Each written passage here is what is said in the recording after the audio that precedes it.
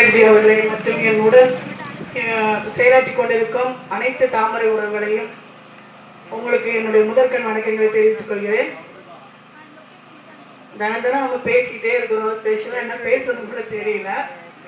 இன்று நான் ஒரு சில விஷயங்களை மட்டும் உங்க முன்னாடி வச்சுக்கணும் அப்படின்ட்டு நினைக்கிறேன். இப்போ சகோதரி சொன்னாங்க இல்லையா, அதாவது 33% இடஒதுக்கீடு நம்மளுடைய பாரத பிரதமர் திரு நரேந்திர மோடிஜி அவங்க பெண்களுக்கு கொடுத்துருக்குறாங்க அப்படின்னு சொல்லிட்டு, அது மகளிரை மதித்து வாழும் அன்பு சகோதரர், ஒரு அப்பாவா, ஒரு அம்மாவா, ஒரு அண்ணனா, ஒரு தங்கையா அப்படின்னு பாரத தேசத்தின் அனைத்து உறவுகளையும் அரவணைத்து வாழும் எம் தலைவர் திரு நரேந்திர மோடிஜி ஆகையினால அவர் பெண்களை மதிக்கிறார். அவருக்குன்னு சொல்லிட்டு எந்த ஒரு குடும்பமா குழந்தை குட்டி அவர் வச்சுக்கல. ஆகையினால என்ன பண்றாரு, பாரத தேசத்துக்காகவே தன்னை அர்ப்பணிச்சு வாழ்ந்துட்டு இருக்கிறாரு. மக்களுக்கு என்ன தேவை, தன் பிள்ளைக்கு என்ன தேவை என்பது ஒரு தந்தைக்கு தெரியும், தன் சகோதரிக்கு என்ன தேவை என்பது தன் சகோதரனுக்கு தெரியும். அப்படி தெரிந்து கொண்டு ஒவ்வொன்றையும் அவர் கொடுத்து வருகிறார். நேற்று முன்தினம் பாத்தீங்க அப்படின்னா ஒரு நிகழ்ச்சி நம்ம அப்பா ஸ்டாலின் என்ன பண்ணார் அப்படின்னா, 14 கோடி ரூபாய் செலவுல அதாவது ஊனமுற்றவர்களுக்கான ஒரு சங்க கட்டிடத்தை காணொலி மூலம் திறந்து வச்சாரு இங்க கடலூர்ல. அந்த கட்டிடத்தோட பேர் நாட்டாமை பில்டிங். அதோட அதாவது விழுதுகள் அப்படின்ற பேர்ல ஓபன் பண்ணாரு. அந்த பில்டிங்கோட பேரு நாட்டாமை பில்டிங். காணொலி காட்சி மூலம் திறந்து வச்சிருக்கிறார். 14 கோடி. அதை கண்டுபிடிக்க முடியாம அந்த பகுதியை சேர்ந்த ஒரு மாற்றுத்திறனாளி சங்கத்தினுடைய தலைவர் அருமை சகோதரர் ஒருத்தர் ஃபுல்லா 2 நாள் தேடி இருக்கிறாரு, கிடைக்கல. அப்புறமா இந்த பேப்பர்ல டிவி நியூஸ்ல அந்த கட்டிங் வச்சுட்டு அப்படியே தேடி தேடி தேடி பார்க்கும்போது ஒரு பில்டிங் கிடைச்சிச்சு. சேம் அதே பெயிண்ட் அது எல்லாமே கிடைச்சிச்சு. அது முன்னாடி போய் பார்த்தீங்கன்னா ஒரு 2 ரூம் மட்டும் பெயிண்ட் அடிச்சிருக்கிறாங்க. பக்கத்துல ஃபுல்லா ஓடு, பழைய காலத்து ஓடு, இந்த சிமெண்ட் ஓடுல பழைய ஓடு, அந்த ஓடுகள் அடுக்கி வச்சிருக்கிறாங்க, ஜல்லி மண் அடுக்கி வச்சிருக்கிறாங்க. அப்படி ஒரு சம்பவமே அங்க இல்லை. அப்படி ஒரு பில்டிங் ஓப்பனும் பண்ணல. அதாவது ஆளே இல்லாத இடத்துல டீ ஏத்துறன்னு சொல்லுவாங்கல்ல, அதே மாதிரி செய்யாத வேலைக்கு அப்படி ஒரு சம்பவமே நடக்கல.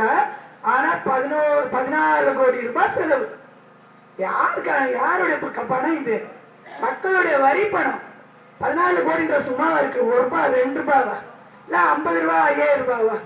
14 கோடி ரூபாவை யார்கிட்ட கொடுத்தீங்க? எவன் அப்பா வீட்டோட பதுக்கி வச்சுக்கிறீங்க?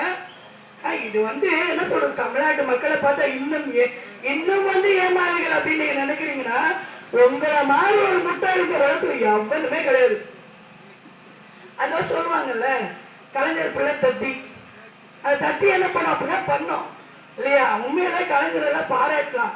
அந்த திருடினாரு, திருட்டுறையில வந்தாலும் திருடினாரு தெரியாம நாசக்கா திருடினாரு. அதான் சக்கரமுடைய கரையாந்து மிச்சின்னு சொல்லிட்டு கிடக்கிறதுனால விபூதிக்கு அதெல்லாம் நிறைய இருக்கு இல்லையா? அதெல்லாம் சொன்னா நிறைய பேசிட்டே போலாம். ஆனா அந்த பாராட்டலாம். அதான் லாஸ்ட் தான் திருடினாரு, இந்த அளவுக்கு தர மாட்டீங்களா? ஆனா அவர் பிள்ளை நிஜமாலுமே தத்தி தான். ஏன்னா மொத்தமா திருடுறது முன்னாடியே நீ இப்படி ஆளுங்க முடிச்சு இருக்கும் போது நீ கையை ஊட்டி எடுத்தேன்னா பார்க்க மாட்டாங்களா? நம்ம எங்க டீம்ல ஒருத்தர் இருக்கிறாரு, எங்க சகோதரர் அண்ணாமலைஜி. அது பொதுவா நம்ம திருடுனாதான் போலீஸ் நம்மளை தேடி வரும். ஆனா நீ திருடணும்னு நினைச்சாலே அவருக்கு அது பண்ணிட்டோம் அப்படின்ட்டு அவர் எல்லாத்தையும் புட்டு வச்சுறாரு. ஒன்னால திருட முடியல. கடந்த 1 ஆண்டு காலமா ரொம்ப மாட்டிக்கிட்டு இருக்கிறார். அவர் வச்ச டிஎம்கே ஊழல் ஃபைல் அப்படின்ட்டு 2 விதமான ஃபைல் வச்சிருந்தாரு. ஃபர்ஸ்ட் செகண்ட் சொல்லிட்டு அது பல அமைச்சர்கள் ஜெயிலுக்கு போறதுக்கு ரெடியா இருக்கிறாங்க. ரெடி ஆயிட்டாங்க. ஏன்னா வேற வழி கிடையாது, தப்பிக்க முடியாது அப்படின்னு.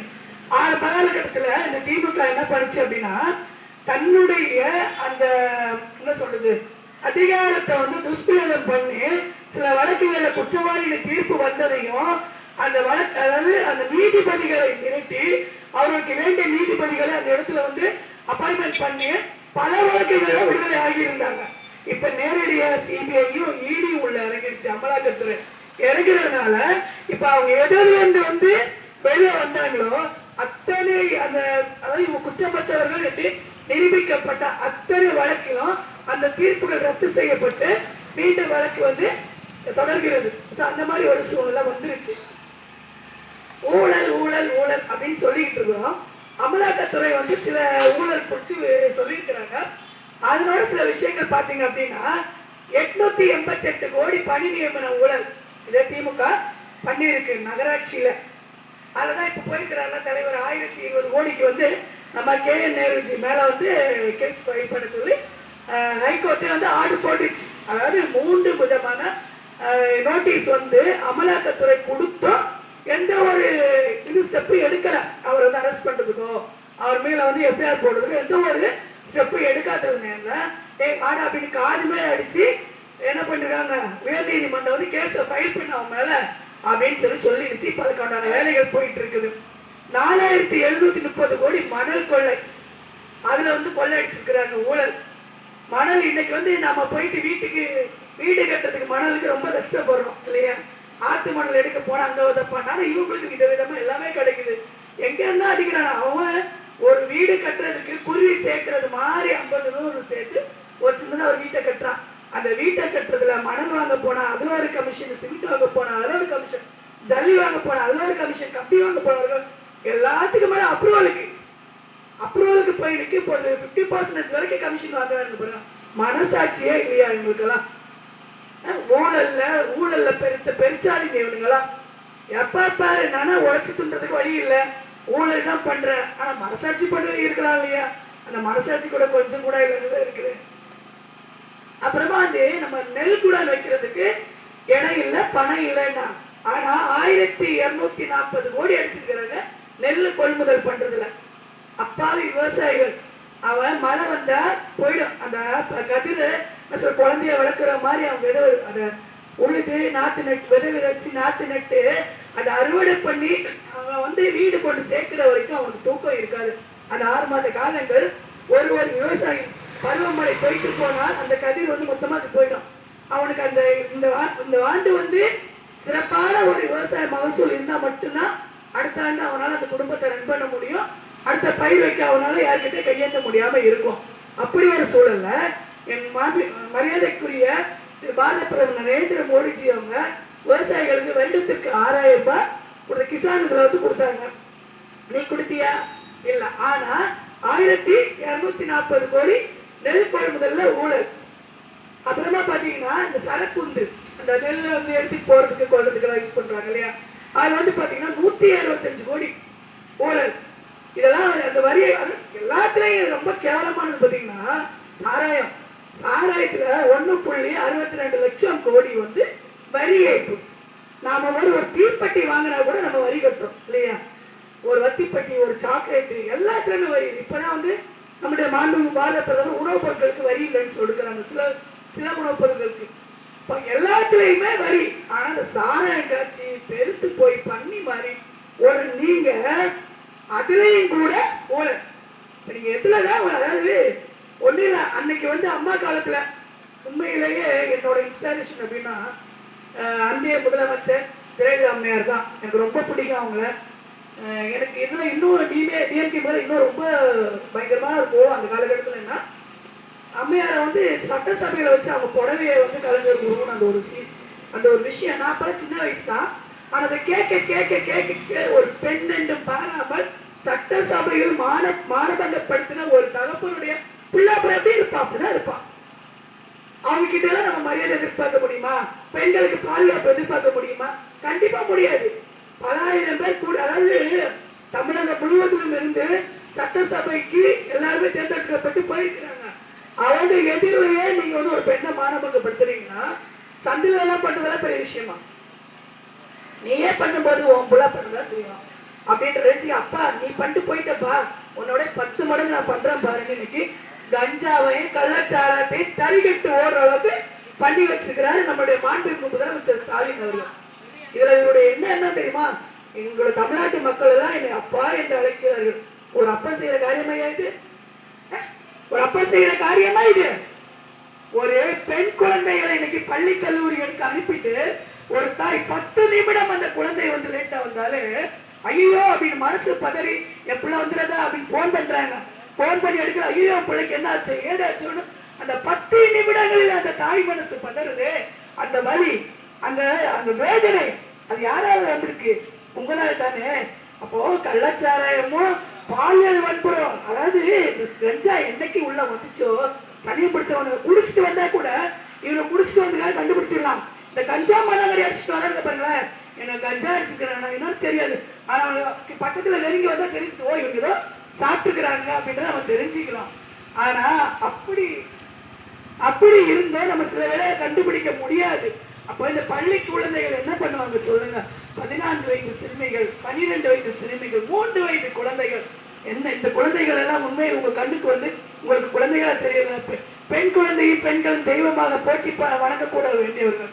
அவர்களை எல்லாம் இப்படி சித்திரவதை பண்ணிக்கிட்டு இருக்கிறீங்களே, நீங்க எல்லாம் மனசாட்சி உள்ளவங்களா? உங்களை எல்லாம் அப்பான்னு வேற கூப்பிடணும், அசிங்கம் பிடிச்சவங்க. அப்பான்னு கூப்பிடணும்னு சொல்றீங்க நீங்க, என்னை அப்பா என்று அழைக்கிறாரு. உண்மையில வேதனைக்குரிய ஒரு விஷயமா, வெட்கக்கேடு. இப்ப இப்படி போயிட்டு இருக்கு. அதாவது கஞ்சா கொக்கைனா என்னன்னா வாய்க்கு மெத்தப்பட்டு வாய்க்குள்ள நுழைய முடியாத வார்த்தைகள்ல ஏகப்பட்ட போதை வஸ்துக்கள். நிஜமாவே வேதனைனா வேதனை தான், அங்க முடியாத ஒரு இது. இப்போ ஒண்ணு இல்லை, இப்போ நம்ம ஏற்கனவே சொன்னதுதான் சிபிஎஸ்இ பள்ளிக்கூடங்கள் எல்லா ஊர்லயும் இருக்கு. அந்த சிபிஎஸ்இ நடத்துறதுல 199 பேர் உங்க ஆளுங்க தான் நடத்துறாங்க. அங்க எல்லா மொழிகளும் கற்றுக் கொடுக்குறாங்க. ஆனா அரசு பள்ளிகள் படிக்கிற குழந்தைகளுக்கு தமிழ், ஆங்கிலம், மேக்ஸ் தவிர எக்ஸ்ட்ரா மொழி எதுவுமே இல்லை. பிற மொழிகள் அப்படின்ற ஒரு விஷயமே அரசு பள்ளிக்கூட குழந்தைகளுக்கு கிடையாது. உங்கள் பிள்ளைகள், உங்கள் உறவினர்கள் பிள்ளைகள், உங்கள் சார்ந்தோர் பிள்ளைகள், உங்கள் கட்சிக்காரன் பிள்ளைகள் அனைவரும் ஹிந்தி கத்துக்கலாம். நம்ம அந்த இடத்துல கொண்டு போய் உணவு மட்டும்தான் நமக்கு அந்த பிள்ளைங்களுக்கு உணவுல இருந்து சீர்குலைக்கு எல்லாமே காசு ஃபீஸே இல்லைங்க. 100 ரூபாய் ஃபீஸே இல்லை. 100 ரூபாய் கட்டினாலே அந்த பிள்ளைங்க ஆண்டு முழுவது படிக்கலாம். அப்ப இந்த நவோதய பள்ளிக்கூடங்களை ஏன் தடுக்கிறீங்க? நவோதய பள்ளிக்கூடங்கள் அப்படின்னு மக்கள் கேட்க, அப்படியா அதை ஏமாத்து வேலை கிட்டி திணிக்கிறதுக்காக பள்ளிக்கூடம் திறக்க போறாங்க. நிஜமாக இதை பொதுமக்களை விழித்துக் கொள்ளுங்கள். ஆண்டுதோறும் 1 லட்சம் ரூபாய்க்கு மேலாக ஒரு பள்ளிக்கூடங்கள் சிபிஎஸ்இ பாடத்திட்டங்களை பயன்படுத்தி ஒவ்வொரு தனியார் பள்ளி கல்லூரிகளிலும் நம் குழந்தைகளுக்காக நாம் கட்டி கொண்டிருக்கிறோம். அந்த மாதிரி எதுவுமே இல்லாம செலவு இல்லாம வெறும் 100 ரூபாய் ஃபீஸ். இந்த 100 ரூபாயில உங்களுடைய பிள்ளை நல்லா படிச்சுட்டு வருவாங்க. ஆகையினால நீங்கள் அனைவருமே விழித்துக் கொள்ளுங்கள். இன்றி அதே மாதிரி பட்டியலினி சமுதாயத்தை சேர்ந்த பிள்ளைங்களுக்கு எல்லாமே 100 ரூபாய் கூட கிடையாது. அதே மாதிரி இந்த பட்டியல் சமுதாய மக்களுக்காக ஒதுக்கப்பட்ட அந்த நிதிதான் இன்னைக்கு மகளிர் உரிமை தொகையாக 1000 ரூபாய் சில மகளிருக்கு வந்துட்டு இருக்குது. இது நம்ம திரும்ப பல இடங்களை பேசுற ஒரு சூழ்நிலை உருவாகுது. ஏன் அப்படின்னு பாத்தீங்கன்னா, இன்னைக்கு 5000 ரூபாய் எல்லாருக்குமே வந்திருக்கோம். நிறைய பேர் பரவாயில்ல, அது எமர்ஜென்சில நமக்கு ஒரு யூஸ்ஃபுல்லா இருந்துச்சு அப்படின்னு சொல்லிட்டு பிப்ரவரி, மார்ச், ஏப்ரல் 3 மாதத்துக்கான 3000 ரூபாய் 2000 ரூபாய் கோடைக்காலம். அந்த 3000 ரூபாய் நானே கேட்கிறேன்னா, இந்த 3000 ரூபாய் சும்மா இருந்துச்சா? நாம வாங்குற பால் பாக்கெட்டு, நாம வாங்குற வத்தி பட்டி, நாம வாங்குற சக்கரை, நாம வாங்குற எண்ணெய், நாம கட்டுற சொத்து வரி, இது எல்லாத்துலேருந்து வந்த பணம். அதுக்கும் மேலாம பட்டியல் சமுதாயத்தை சார்ந்த மக்களுக்காக ஒதுக்கப்பட்ட நிதி. இந்த தமிழ்நாட்டுல பட்டியல் சமுதாய மக்கள் இல்லையா? இருக்கிறாங்க இல்லையா? அப்ப அந்த பணத்துல ஃபண்டெல்லாம் ஏன் போட்டுட்டு அவங்களுக்கு எதுவுமே இல்லை கொடுக்கல அப்படின்னா என்ன நியாயம்? இது அந்த சமுதாயத்தை சேர்ந்த மக்களுக்காகவே மத்திய அரசு 60 லட்சம் கோடி ஃபண்ட் அவங்க ஒதுக்கி இருக்கிறாங்க நிதி. அந்த நிதியில ஒரு 10 கோடி கொடுக்கலாம், இல்ல ஒரு 5 கோடி கொடுக்கலாம் இல்லை. ஏன் எதுக்காக எடுத்து ஒழிச்சிட்டு இருக்கிறீங்க?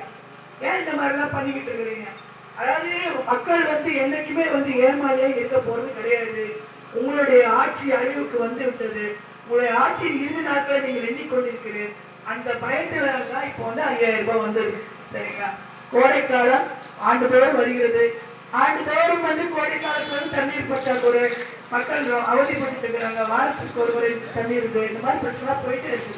2வது கடந்த 4 ஆண்டுகளில் நம்ம இந்த நந்திவரகுடான் நகராட்சியிலையா பாத்தீங்கன்னா இந்த சாலைகள் சீரமைக்கப்படல. இப்ப ஒரு 3 மாதங்களாக தொடர்ந்து சீரமைக்கப்பட்டு கொண்டிருக்கிறது. ஏன்னா அதுவும் தேர்தல் தான், காரணம் இல்லாம எதுவும் இல்லை சொல்லுவாங்க. எங்க ஊர்ல ஒரு பழமொழி சொல்லுவாங்க, ஆதாயம் இலை செட்டி ஆத்தோடன்னு. அதாவது காரணம் இல்லாம எதையுமே செய்ய மாட்டாங்க. கை காசை போட்டு செய்யறதுக்கு அவங்க எல்லாம் அவ்வளோ நல்லவங்க எல்லாம் கிடையாது திமுக. ஆகையினால மக்களை விழித்துக் கொள்ளுங்கள். நாம கொடுக்கிற வரி பணத்துலதான் நமக்கு இந்த பணத்தை கொடுத்துருக்குறாங்க. எவ்வளவு கொடுத்தாலும் வாங்கிக்கோங்க, வேணான்னு தயவு செய்து சொல்லாதீங்க. ஓட்டுக்காக வீட்டுக்கு வந்து காசு தராங்களா, வாங்கிக்கோங்க. ஆனா உங்க மனசாட்சி சொல்லும் யார் நல்லவங்க யார் கெட்டவங்க. எந்த ஆட்சி வந்தா வந்து நம்மளுடைய தலைமுறை மீண்டும் ஜெயிக்கும் ஜொலிக்கும் அப்படின்றது உங்களுக்கு நல்லாவே தெரியும். அதனால யார் வந்தாலும் எந்த கட்சிக்காரர் வந்தாலும் காசு கொடுத்தா வாங்கிக்கோங்க, வேண்டான்னு சொல்லாதீங்க. யாருமே அவங்க அப்பா வீட்டு காசு எடுத்து கொடுக்கல, அவங்க பாக்கெட் எடுத்து கொடுக்கல. அதனால பணத்தை வாங்கிக்கோங்க, வாங்கிட்டு உங்க மனசாட்சி படி வாக்களிங்க. அடுத்தபடியா பார்த்தீங்க அப்படின்னா நான் ஒரே ஒரு விஷயத்த மட்டும் ஃபைனலா சொல்லி முடிச்சுக்கிறேன். இப்போ இந்த பாலியல் வன்கொடுமைன்றது தமிழ்நாடு முழுவதும் பயங்கரமா போய்கிட்டு இருக்குது. நம்ம வந்து அண்ணா யூனிவர்சிட்டியில 6 மாதங்களுக்கு முன்பு ஒரு பெண், அதாவது ஒரு மாணவி வந்து பாலியல் வன்புணர்வுக்கு ஆளானாங்க. அந்த பாலியல் கொடுமைக்கு ஆளான அந்த மாணவிக்கு அந்த ஒரு விஷயத்தை செஞ்சது ஒரு திமுகவோட நிர்வாகி ஞானசேகர். அந்த ஞானசேகருக்கு இது வரைக்கும் என்ன வந்து நீங்க தண்டனை கொடுத்துருக்கிறீங்க எதுவுமே தெரியல. 2வது அந்த ஆள் என்ன சொன்னாரு, சாருக்காக தான் நான் பண்ணினேன் அப்படின்னு சொல்லிட்டு அது யார் அந்த சார் அப்படின்னு இன்னைக்கு வரைக்கும் தெரியல. ஆனா நிச்சயமா இது வெளிவரும் எப்ப தெரியுமா, 2026 ஏப்ரல் மாதம் தேர்தல் முடிவுக்கு பின்பு நிச்சயமாக அந்த சாரை எடுத்துக்கொண்டு எல்லாரும் முன்னாடி நிப்பாட்டிடுவாங்க. அதாவது அன்பு சகோதர வழக்கறிஞர் சொன்னாங்க 30 ஆண்டு ஜெயில் கொடுத்துருக்காங்க அப்படின்ட்டு. ஆனா 1 வருஷம் கூட உள்ள இருக்க மாட்டேன்றாங்களே, அதான விஷயம். உள்ள போயிட்டு 6 மாசம் கூட இருக்கிறாங்கன்ற தெரியல. 6 மாசத்துக்குள்ள அவ்வளோ பெரிய வேலை பட்டு வெளியே வந்துடுறாங்க. வெளியே வந்து மீண்டும் அடுத்த இன்னொரு குழந்தை, அடுத்து இன்னொரு பொண்ணு அப்படின்னு தேடி அவங்க அந்த வேலை செஞ்சுக்கிட்டே தான் இருக்கிறாங்க. அவன் அந்த ஒரு தவறை செய்யும் போது அவன் சொன்ன போது அவளுடைய ஆண் நண்பருடன் தனியாக இருந்தான். அவன் வந்து அவள் அவர் கூட இருக்கிறான். யாரோட உனக்கு என்ன ஆச்சு, நீ யாரு? ஒரு கல்லூரிக்குள்ள அந்த அளவுக்கு அந்த கல்லூரி